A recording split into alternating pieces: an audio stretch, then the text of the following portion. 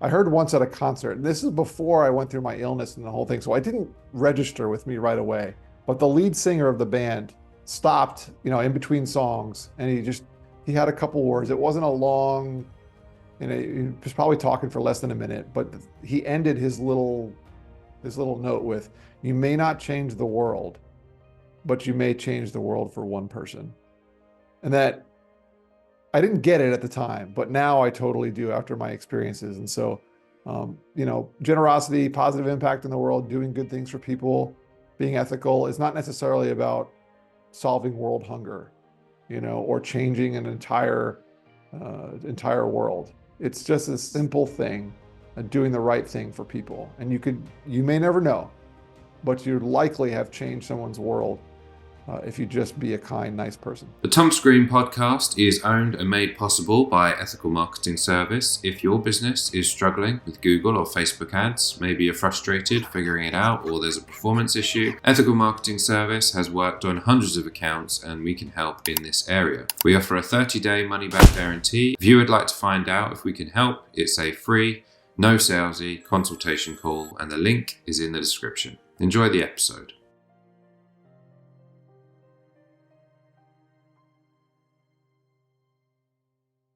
Thomas Green here with Ethical Marketing Service. On the episode today, we have Bob DePasquale. Bob, welcome. Thomas, thank you for having me. I love to talk about this subject, so I'm excited to be here and hopefully we have a good conversation. I'm very happy to have you. Would you like to take a moment and tell the audience a bit about yourself and what you do? Sure, would love to. So I actually have a background in training and education, master's degree in broadcast journalism. I thought if I wasn't going to be playing sports when I grew up, I was going to be talking about it. And I actually worked in the radio business for a couple of years out of grad school. And I love to communicate, still love to do podcasting and this sort of thing and do some media. But I was actually recruited into the financial industry. And the financial industry is highly regulated, but also moves very fast. And so I learned pretty quickly the need to stay up to date on trends and figure out how to market myself as a person in that business. And what I found is that there's a lot of people out there who are very, very concerned about their capabilities of supporting themselves, their family, and they also have this desire to give to the world. Most people, in fact, I thought I was going into finance thinking that I was going to find a bunch of greedy people, all they wanted was money. But I found out there's quite a few ethical people out there. And so it was an interesting career that I had at a large firm over here in the States for about 12 years. And I learned a lot about the industry, but also about people's psyche. And so over the past almost 3 years now, my business partner and I have had our own firm, and we've been working pretty hard on marketing our firm and building a brand and figuring out how to do it in a truly ethical way. So I really appreciate the word and the concept of generosity. That's something that I talk about a lot with organizations. And so I think that's a big, big part of contributing to the world in a positive way and making it a better place. Well, thank you for the introduction. I would definitely like to talk about that as well with you because I think you've got a lot of insight there. I am fascinated by your story and how you've learned the things that you have learned. So would you like to start with where you feel that that's relevant in relation to what your story is? Yes, 100%. I have an interesting story about how generosity saved my life. And so I'd be happy to dive into that. It all started when I was 18 years old. And I don't know about you, but when I was 18, I felt like I was invincible. I thought, nothing could take me down. So if you're listening to this show out there and you can take yourself back to that time when you felt like you were a young human and indestructible, this story might relate to you. But I was going off to university and I had an opportunity to play football, American football specifically. And I was in training camp, which lasts about 3-4 weeks before the season starts. And you're there before students and, we're the first people on campus pretty much. And it's actually a nice opportunity to get comfortable with the campus of your school and people and get to know people before the school year starts. But I had what I thought was a groin injury. And another question or situation that I'll bring up to people is if you've ever pulled a groin muscle. I don't know about Thomas. Have you ever pulled a groin muscle before? I would say not badly, but I think I know what you mean. Yeah, I mean, if you do that, especially if you do it badly, I mean, it's hard to walk, sit, stand, twist. I mean, it's a very, very debilitating injury. I don't think people realize how much you use that muscle. You just, you just walk. You're just used to it. So I couldn't move very much, let alone run down a football field. And so I tell this story because I would have to do this rehab exercise where I would sit on a three-wheeled stool and shimmy across the training room. Now, the training room, at any given morning, it could be 100 people in there before a training camp practice with doctors, coaches, trainers, players.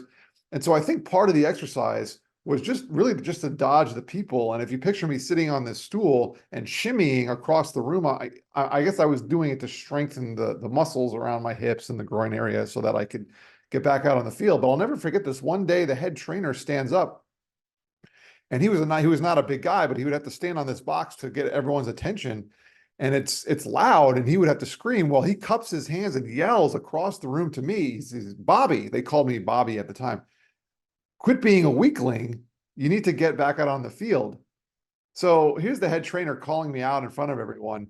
And so he ended up sending me to the doctor later on. And over a period of about a week and a half, I went to numerous doctor's appointments and had every test you can name in the book: ultrasounds, CAT scans, sonograms, MRIs, everything to try to figure out what was wrong, like hoping to get me back out playing football again.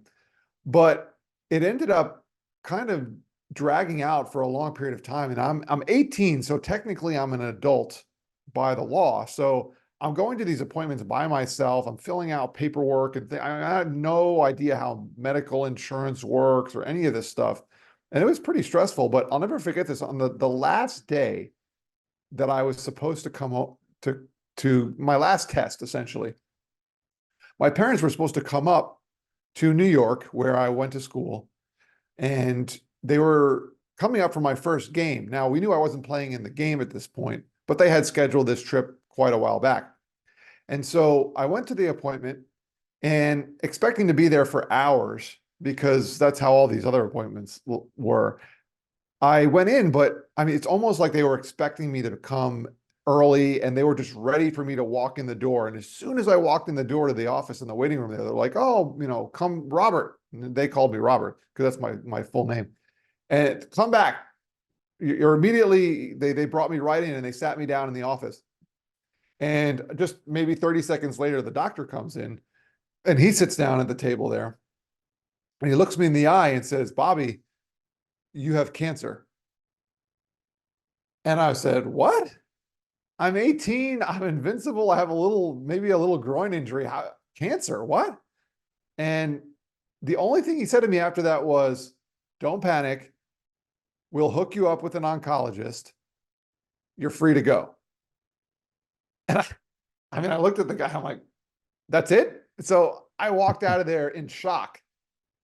And the moment I walked out of the building, I mean, this is like divine timing. I don't even know how this happened like this, but the moment I walked out of the building, my phone rang, and it was my mom. And she said, "Oh, hey, I wasn't expecting to get a hold of you. I figured you'd be in this appointment all morning. I was just going to leave a voicemail, let you know that we landed and we're on our way to your uncle's house." Now, my uncle lived in New York, and that's where we would be staying, or that's where they would be staying. And she goes, "Well, but while I have you on the phone, how'd the appointment go?" And I said, "About that appointment, Mom." And, Thomas, I had to tell her what the doctor told me. And I could feel her on the other side of the phone. She didn't say anything. It was dead silent, but I could just feel her screaming inside. It was the most eerie feeling. And the only thing I could hear was my dad. And I think he knew something was wrong too by her reaction. And he was like, "Susan, Susan," which is my mom's name. He's like, "What's wrong?" And I'm hearing him like screaming on the other side of the phone. So we ended up meeting back at my uncle's house. And now I hadn't been away from home for that long in my whole life. So it was a month, it was almost a month. And I mean, I saw my parents, I gave them a big hug. We kind of looked at each other and we shed some tears and said some prayers. And we're like, "What is going on? Like, I cannot believe that I had this disease." So a couple of days went by, and that was a Thursday. So a couple of days go by, it's a Saturday now, which was supposed to be the day of my first college game. Now, Like I said, I wasn't playing in the game, but we were there. And I'll never forget this. My uncle's best friend comes over his house. Now, we don't know this guy because we live in Florida, which is, about a 3-hour flight from where my uncle lives. And his name is Tim. He walks in the door, says hi to my aunt and uncle, introduces himself, and he walks directly over to my parents. I mean, almost like he knew them really well. And it kind of looked like he was going to slap them or hit them in the face in a strange way, but he reaches in his pocket and he like shoves his keys in my parents' face. It just seemed like he was being so aggressive with it, but he goes, Bob, Susan, which is my parents' names. He's like, I can't imagine what you're going through with your child right now. Take my keys. You can have my car for as long as you could possibly need it. And I thought to myself, wow, that's the most generous thing that someone's ever done for me and my family. And I looked at my uncle, looked at my aunt, and we're like, is this real? Like, is this guy actually doing this? And he was there for maybe 15 minutes. And then he left. He was gone. And we're like, who is this guy? And my uncle was like, that's Tim. He's just a really nice guy. So that was on Saturday. And this is a critical part of the story because that was our experience with Tim. It just felt like he was such a nice, generous person. So a few days later now, it's Tuesday. So I did speak with an oncologist and he told me not to drop out of my college classes. So I went to my second ever college class on this Tuesday morning. I came out of the class. I was hungry. I went to the cafeteria and I was sitting at, at the bar type of, stool, high rise, bar spot. And I'm eating a breakfast burrito and I'm watching TV. Now, Thomas, I don't know if you remember like an old school television, might be 8 inches, and it's like hanging from a bracket in a public place Bit between the bulky, ceiling and yeah. the wall. You know what I'm talking about? And I'm watching the TV. Now I'm watching the news. Now I don't know the news station up in New York. First of all, I'm 18. I don't even watch the news, but this is what's on. So that's what I'm watching. And I'm looking at the TV and all of a sudden a plane crashes into a building. I'm watching it and I'm like, whoa, what a horrible accident. So I called my dad, who was back at my uncle's, and I said, hey, Dad, are you watching the news? He's like, yeah. I just saw this plane crash into the building. And we were talking for maybe a minute, not even. And all of a sudden, a second plane hits the building right next to that one. And we were like, what is going on? And we realized that was the terrorist attacks on the Twin Towers of September 11th, 2001. We didn't know what was going on at the time, but my dad's like, well, that's not an accident. You should probably get back to your uncle's house now. Like something's going on in the world. So I hopped in the car. That breakfast burrito is probably still sitting there on the counter. I mean, I sprinted out of there as much as I could with the pain I was having. And I got in the car and it typically would take me 15 minutes to drive from school to my uncle's house. Thomas, it took me 9 hours. Wow. And I was driving down the highway, I was idling down the highway for 9 hours. Now, I told you I have a broadcast background. I worked in radio, but I will never, ever listen to 9 straight hours of AM radio again in my life. But I listened to the whole thing, all the coverage about September 11th. And I'm in New York. So in the distance, I'm looking, I can see burning towers and smoke, and it was unbelievable. I ran out of gas in my uncle's neighborhood. Thankfully, I didn't run out of gas on the highway, but we pushed my car into his driveway. And my aunt was hysterical. I mean, everyone was hysterical, but she was specifically hysterical because my uncle was supposed to fly to New York that morning. And we spent the next hours trying to get a hold of him and figure out what was going on in the world. I looked at my parents and we were like, well, a few weeks ago, I was this invincible 18-year-old living my college dream, playing sports and spending time in a big city. But now we were worried that maybe my life was coming to an end because of my illness. And on top of that, maybe the world was coming to an end. So it was quite a stressful time. But we finally got a phone call from my uncle that evening. It might have been, I don't know, 8 o'clock or so. And he was like, guys, I'm okay. I'm fine. I'm alive. I'm really sorry. I've been trying to get through, but the phones have been dead. And he was stuck in Denver. He was on business the night before in Denver. So he couldn't get home. And he's like, all right, I'll be okay. I'll try to catch a flight tomorrow. But, love you guys. Everything's fine. And we were going to hang up the phone, but before he hang up, he said, "But before I let you go, I got to let you know something. My best friend Tim, who you all met on Saturday, was in the towers this morning and he died." That is crazy. And we were like, "You mean the guy that just was at the house and gave us his car?" And we just looked at each other like, "Well, that doesn't, I mean, this guy didn't deserve that. I mean, he was Tim, he's a super generous guy. Like, why did he deserve to pass away?" And well, it turns out that Tim worked for Cantor Fitzgerald, which is an investment firm. And if anyone wants to, I don't know, relive may not be the right word, but just learn about a little bit more about that situation. A guy by the name of Howard Lutnick was the CEO of Cantor Fitzgerald, and he was uncharacteristically late to work that morning because he had something to do with his kid. And he was the only one from Cantor Fitzgerald of the hundreds of people that worked in the tower that was not there that morning. And his survivor's guilt and the press conference, you can find it on YouTube. And it's one of the most emotional things. This guy lost everyone in his firm, and he should have been in the building that morning. Well, Cantor Fitzgerald and Tim and Howard, all those people were known for being very generous people. They would donate office space to my uncle's foundation for cystic fibrosis, which is a disease my cousin has. And I say that because at that hour in the morning, no one from the foundation would typically be in the office. There's only one person who would, and she was also uncharacteristically late that morning. And she got caught in the subway underneath the tower there. She ended up escaping. And it always makes me wonder and think, why, and her name was Tammy, like, why was Tammy saved? Like, why did she not perish in that? But Tim and all those people for Cantor Fitzgerald did. And I'll never know the answer to that question. But I say that, and I tell you that story because you asked about, why is generosity important to me? There were other things that people did for me to make sure I survived and got through the cancer and everything. But what Tim did stuck out because Tim was known for being one of those people that would do radically generous things. Most of us, if someone else is giving or financially, or they're supporting someone or holding and open a door for someone, most of us will do generous things when they're expected. But not everyone would do radically generous things when they're unexpected, like give someone their car. And so the thing about Tim and this whole concept makes me, people talk about YOLO, you only live once, or FOMO, fear of missing out. And I'm not necessarily against those things because I think we should live our life to the fullest.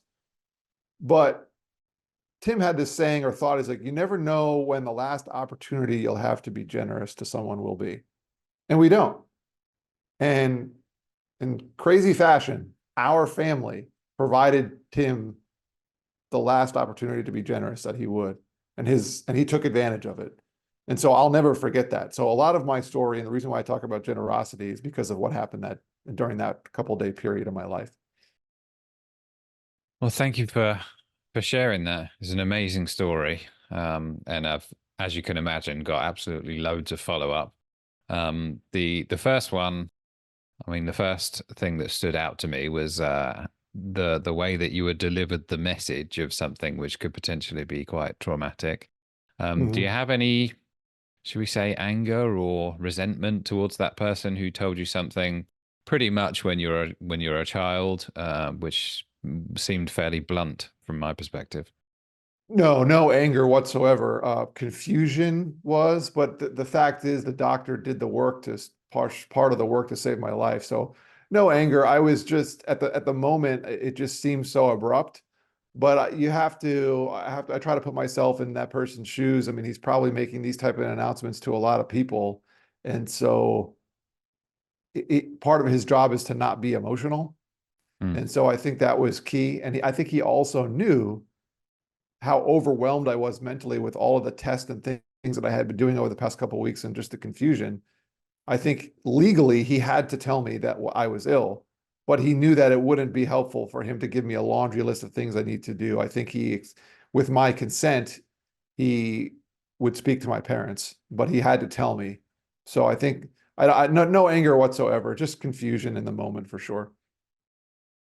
Well, I appreciate you bringing it to the conversation. And part of the reason why is because you've gone through something which I think you now have experience to help other people with.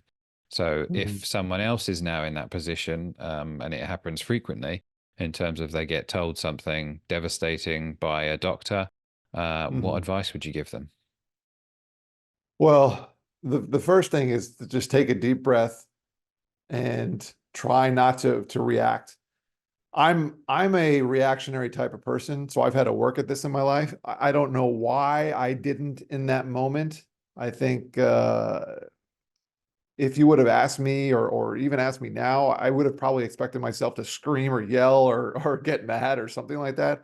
But I had this amazing sense of calm, possibly because I had gone through so much over the past couple of weeks. But you know, my advice for people is to when you're dealing with medical situations, one of the hardest things is to not know what's going on, to be ill and to have an issue. And I've had other issues since then, but that was one of the hardest things. So if you have a doctor or a medical professional who's trying to help you figure it out and they've determined something, I think there's some semblance of gratitude that you have to have. And maybe if you could think a little bit more like that and just understand that at least you have some information. Maybe you don't have all the answers, but it's better to know so you can to have a course of action. I think that's probably the best way to think about it. But let's be honest. I mean, if it's an abrupt announcement like that, it could be hard. You know, maybe you're not capable of completely avoiding some kind of a reaction that may not be ideal. But maybe after that's subsided, you can calm down a little bit quicker and just gather yourself. And one other thing I'll add too, Thomas, is that, you know, when a medical diagnosis, this is also true for loved ones. If you've ever been through a Hmm. situation where a doctor has had to tell you something about a loved one that's maybe not so good, it's kind of a similar experience. So this may not apply directly to you at any given time, or at least right now in your life, but maybe it applies to an announcement related to someone else that you care about deeply. Well, that's another thing which I feel that you have experience in, which would be valuable to others, and that is for the people who, let's say, it's not you, but it's someone that you love. What's the Mhm. right way to deal with that conversation when you're told? Because I do feel people have the ability to say the wrong thing without really realizing it. Any thoughts there? Yes. Well, let me ask you a quick follow-up question. You mean that the person receiving the news says something that's not really appropriate, not the medical professional, correct? So the example would be, yeah, we're not talking about the doctor anywhere more. We're talking about you've got the diagnosis and you tell your family or your friends, and there's a wrong way that they can deal with that. What's a piece of advice you would give a Oh, person yeah, who is receiving knowledge that their loved one has got a diagnosis? sure. I give a lot of credit to my parents when they were sharing information with me and received my diagnosis. And I think the first thing you have to do is you have to acknowledge it. It's not something where it can be tempting to kind of run away from it or not talk about it, but it has to be acknowledged. Okay, this is what you have, or this is the situation that we're dealing with. Say those words, verbalize them, because they're going to have to be said or understood at a certain point. The next thing that comes to mind is you have to know and be comfortable acknowledging that you're not the medical expert and that you don't have all the answers. So my parents never told me when I was diagnosed, oh, we're going to help, we're going to fix your cancer or we're going to treat you or don't worry, we'll make it better. That would have been a lie Hmm. because not that they wouldn't have tried if they were the only option, but that's outside of the realm of their skill set to treat me for cancer. And so you want to be honest and true about that. So acknowledge and then say, we're going to do our best to help you. And we're going to find whoever, we're going to, whatever we can do to be of assistance or find the right people. And then the next thing I think you have to give the person an opportunity to express their feelings. So in other words, you don't want to say too much. And my parents, I don't remember this exactly. I mean, it's kind of blurry because all of that was going on, but I do remember them allowing me an opportunity to express myself. It wasn't like, shh, don't say anything, or we'll handle it, or just do what we say or do what the doctors say. It was, this is what you have. we're going to do our best to find the right treatment or the people that can actually help you. And then how does that make you feel? Or what do you want? Or do you have questions? Or what are the things that you're worried about? And they let me express myself. So essentially, rather than thinking about yourself, think about the other person who actually has the diagnosis. Yes, and that's critical. And for anyone who's been through this type of illness that I had, or any illness for that matter, I would imagine, your mental state is absolutely critical to the effectiveness of your treatment and your overall health, because you can easily go in the wrong direction. And I remember specifically me being told about this and said, this is not an ideal situation. We're not going to sugarcoat it. You have a serious illness that could take your life. But that doesn't mean we're not going to, that doesn't mean that we don't have the right treatment protocols and we don't feel confident that we can treat it. But you have to keep your mental state in a positive light. And it's not going to be fixed overnight. So it's going to be tough, but you have to consider that we're doing everything that we possibly can, and we're making progress every day. And I know that the philanthropy example that you gave has impacted your life. What about the diagnosis? How much did that change you as a person? That's a great question. The way you asked it's a little bit unique compared to someone how other people have asked me similar questions. But and I say that because the diagnosis itself did change my life.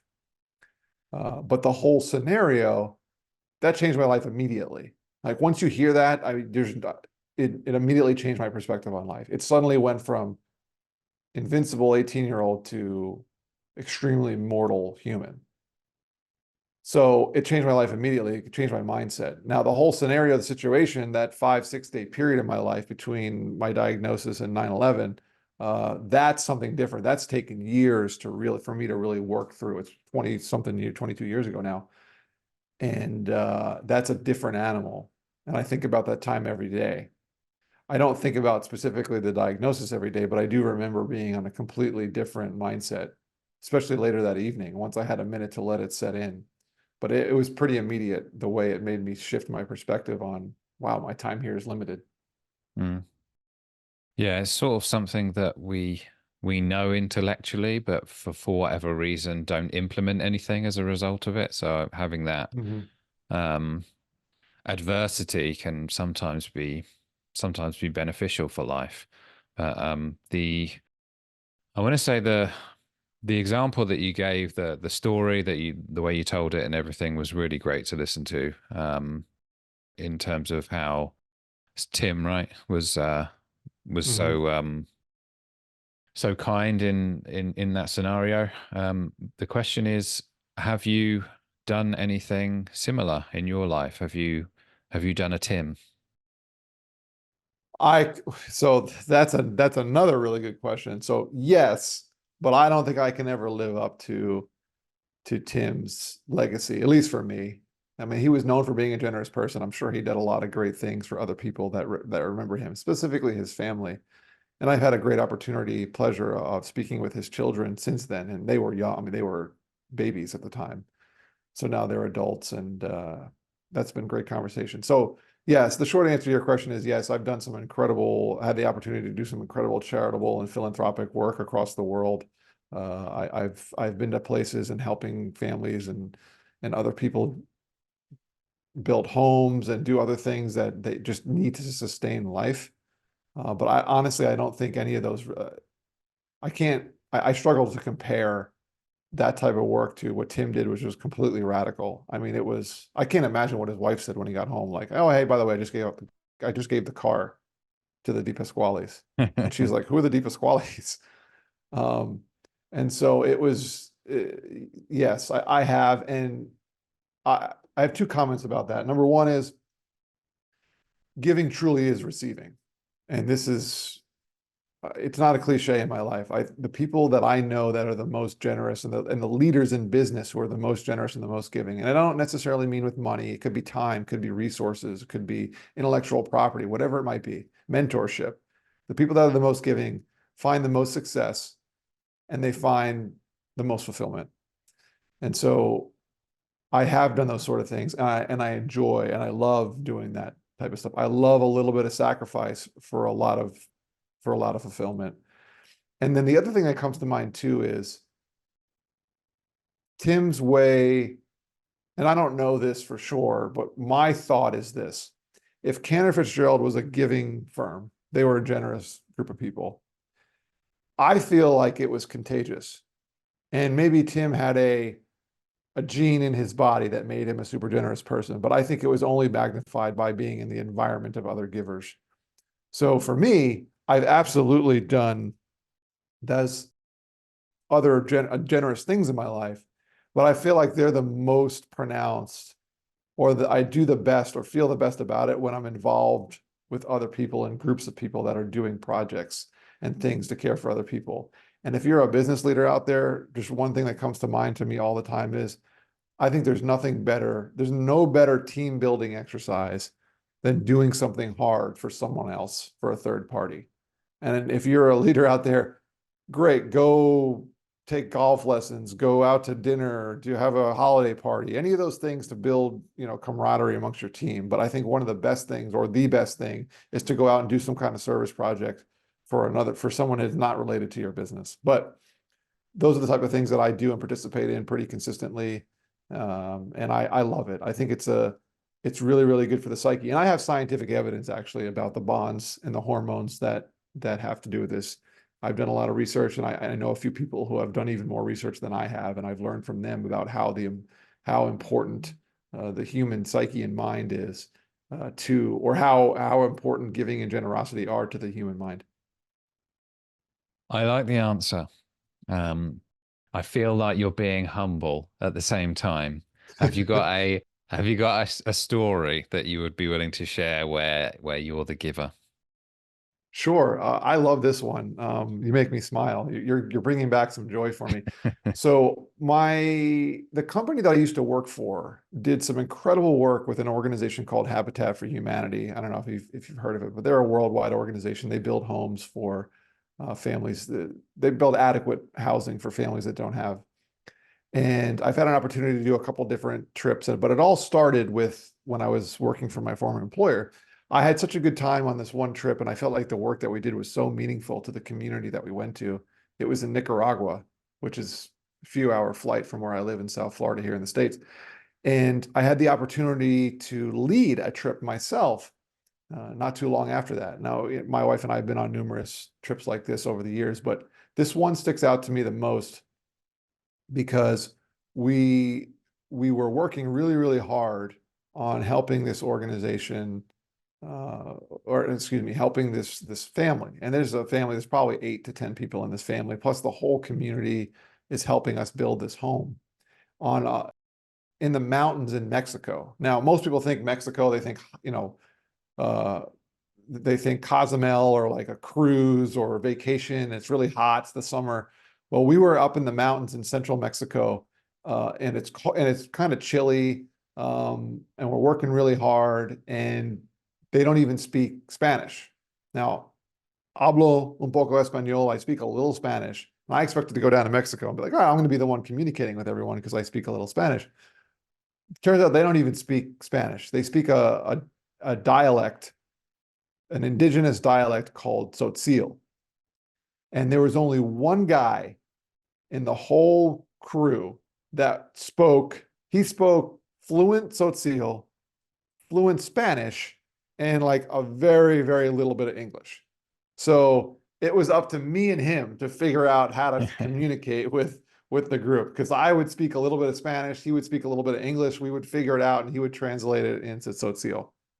So at one point, we were working really hard one day. Now it's chilly up there, but we were working so hard that we were sweating, and I mean, it felt hot, even though it probably wasn't that hot. And at one point, we were going to take a break, and one of the people, I think it was the head mason or someone, said, okay, everyone, we're going to take a break. I can tell that you guys are all not doing so well. So we took a break, and it was maybe 5 minutes or so. People are drinking water and sitting down and relaxing. And I'm thinking, man, these people are wiped. What did I do? I took these people to a foreign country in a place where they don't speak English, and they're probably going to be upset with me, or they probably feel terribly exhausted. And you can just picture, the 10 of us sitting around, and then the people from the other, the people from the family and the community, resting as well and trying to communicate in different languages. And I was really discouraged. I thought to myself, man, what a bummer. At least we're doing good work. Like, at least we're doing it for a good cause. So I was talking with Sebastian, the guy that spoke Spanish in Tzotzil well. And I thought to himself, and I'm like, man, I was going to try to tell him, man, I think we're pretty wiped, but thank you for like giving us a chance to take a break. Well, the Mason guy said, all right, well, let's get back to work. And I was expecting everyone to like slowly get up and, maybe grab a tool and, reach for their back or something. Like, I just felt like it was not going to be a good moment. But to my surprise, everyone like jumped up, grabbed their tools, put the water. I mean, they ran right and they went right back to work. And I was like, wow, like, this is amazing. And I was talking to a couple of them. I was like, guys, like, thank you so much for working so hard. And they're like, Bob, we love this. Like, this is amazing. And we're like, oh, okay, cool. I'm like, that's awesome. So I went over to Sebastian and I was like, Sebastian, and it took me a minute to explain all this, but I was like, man, we're like, our group is loving this. Like, this is an amazing experience for people. We love you guys. We love the experience. It's been awesome. So he went over to the teenage girl from the family, who was the best Spanish speaker of the family. Like, the whole family spoke Tzotzil, but she was the one that could translate and do a little bit of Spanish. So Sebastian goes over to this young lady and he starts explaining to her what I told her. Like, I was like, Sebastian, tell her that we love them and we love this experience. So he was talking to her for like 5 minutes. And I'm like, what is taking so long? I didn't give you a whole paragraph. I just said, just tell them that we love it. So he comes back over and he says to me, he's like, I'm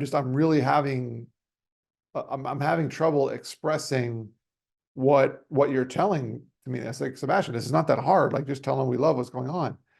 And so he goes back over there and he's there for another 5 minutes. It probably seemed like 5 hours, but he's sitting there talking and I'm not working. Like, my whole crew is working and I'm just staring at this conversation. And I probably should have been helping the crew build.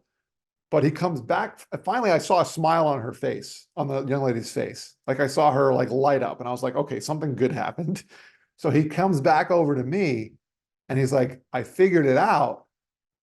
In Tzotzil, they don't have a word. There's no word for love. Like, there's literally not a word for love. You can't say, I love you. And he said, but love is a tremendous concept to them. And it's expressed through action, not through words. And he said, what she just told me was that no one in their family's thousands of year history has ever loved them as much as you all, because you came to help them build the house. And the actions that you've taken over the past week have been more loving than anything they've ever seen. And I was just floored. I started tearing up. I was like, wow. And so the moral of the story is that your actions truly speak louder than words, even when you want to tell someone that you love them. Well, thank you for sharing that. Appreciate it. Mm-hmm. I've been meaning to ask about the book in the background. What's the story there? Well, the story, talk about love. What a labor of love the book was. When I mentioned I worked for a big financial firm over here for 12 years, I had always wanted to write a book and do more media appearances, and do podcasts like this. And after my broadcasting background, but in that big model, when you're working for a large firm, it's very hard to express the compliance and regulatory reasons, and it's understandable. You're really not encouraged to do that sort of work. And so when my business partner and I left our firm and started our own, I thought to myself, wow, I left behind quite a few clients at our previous firm. There's a lot of things and insight that I have that I want to share with the world. And being from the financial world, I had not known a lot about the financials, but I wanted to do some research about social media, technology, ads, and how like that all affects our mind and our buying decisions.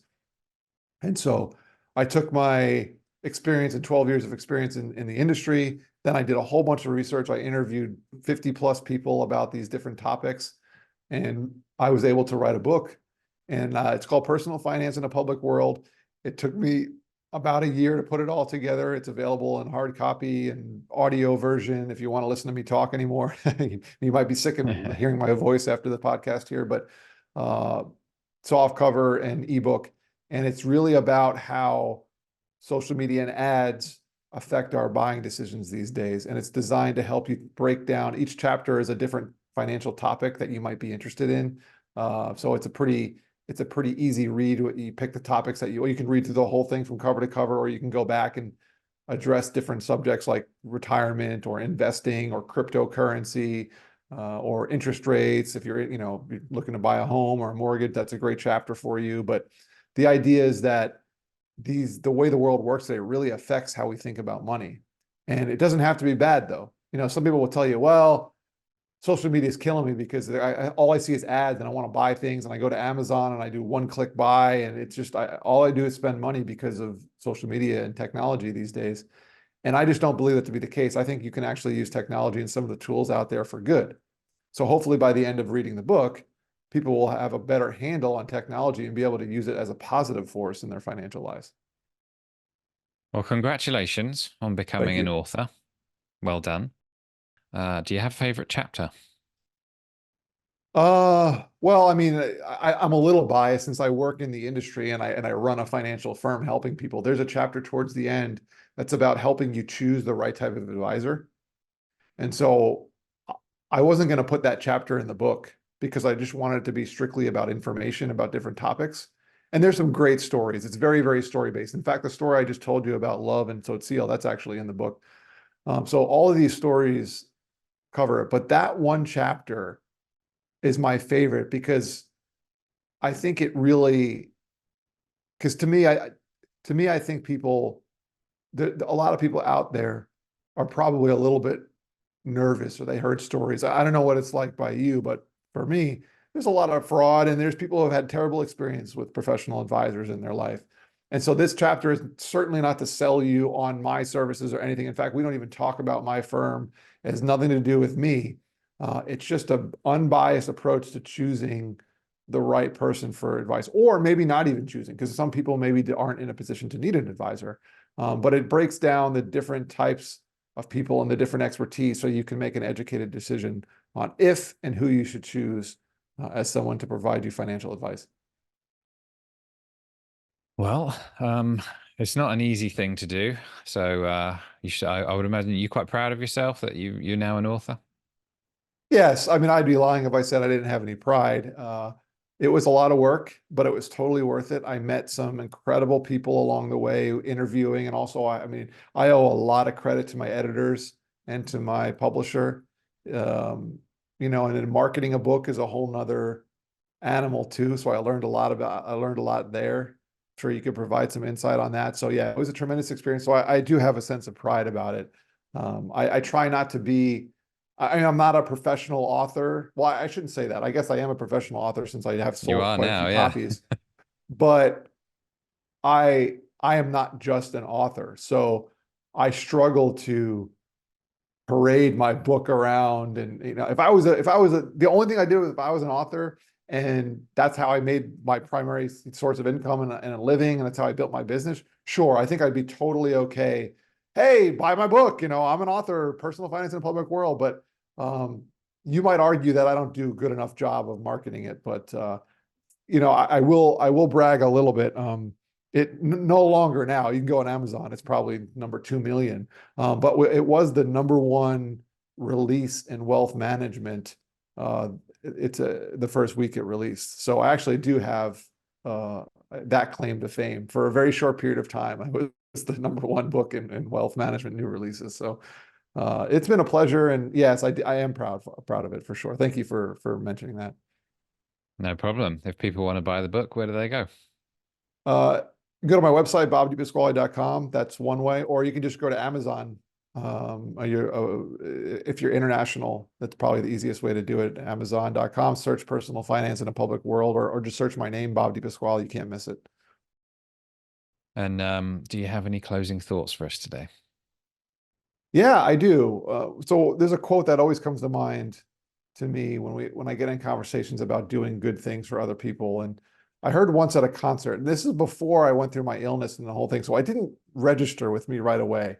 But the lead singer of the band stopped, in between songs, and he had a couple words. It wasn't a long, he was probably talking for less than a minute, but he ended his little note with, "You may not change the world, but you may change the world for one person."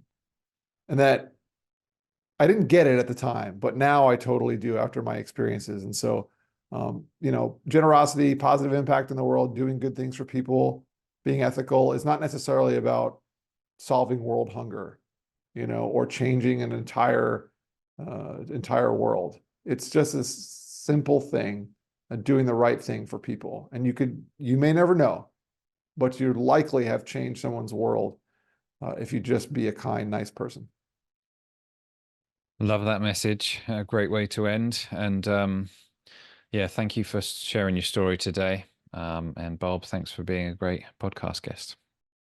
You're welcome. Thanks for having me.